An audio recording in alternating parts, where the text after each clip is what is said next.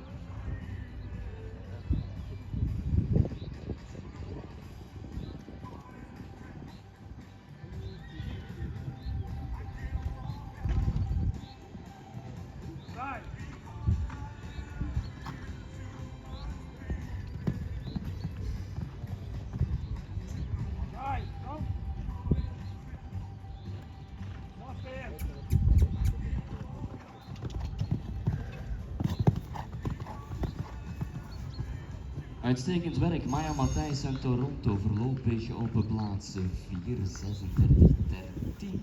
Uitstekende tijd dat we dus voorlopige vierde plaats. Met nog één combinatie te gaan.